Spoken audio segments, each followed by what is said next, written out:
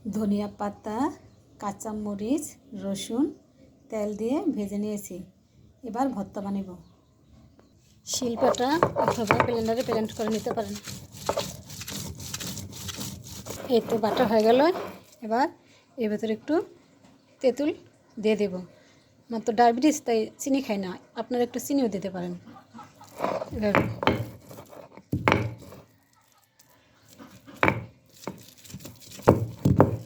বিচিগুলো আলাদা ফেলে দেবেন।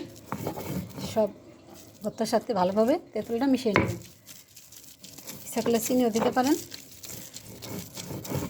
তাহলে আরও স্বাদ বেড়ে যায়।